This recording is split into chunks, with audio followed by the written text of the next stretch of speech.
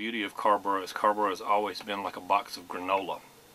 You know, what ain't fruits and nuts are all flakes. And so as far as this business, it fits right in. Carrboro, 309 East Main Street in Carrboro, yes. I go by Sid. I guess that's my nom de guerre. And what I do, that's a really good question. I guess I'm a procurement artist is what I am.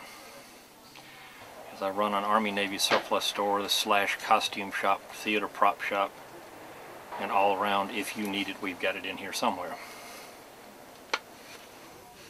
It's a really great store because it has costumes and stuff and a lot of junk. The key, one of the reasons I started working with the fellow that I worked with, whose name was Richard, the name of his store was Poor Richard's, was I collected hats.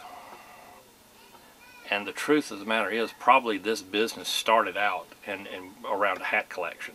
All last year, everybody was going, "You got to come over here to the mask. You got to come over to the mask."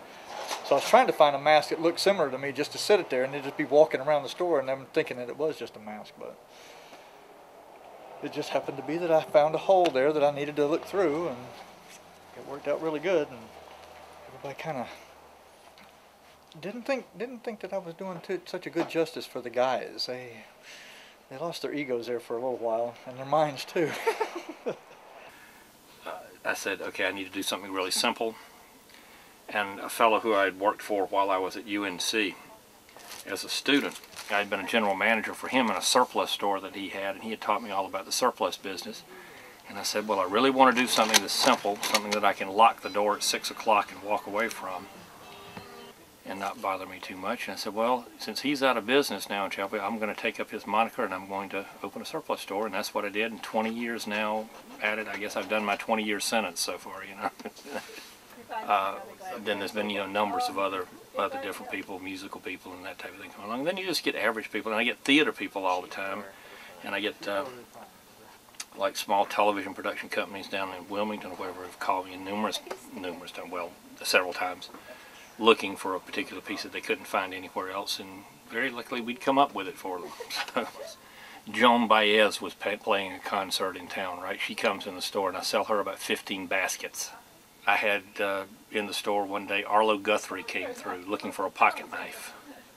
Never throw anything away. We just hang on to that synchronicity until somebody comes along and needs it, and then you get it for them.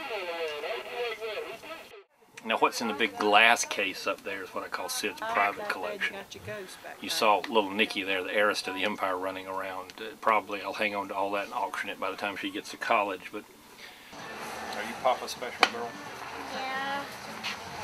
I really take pride in this. I mean, 10, 15, 20 times a week people will walk in and say, this is the neatest store I've ever been in my life.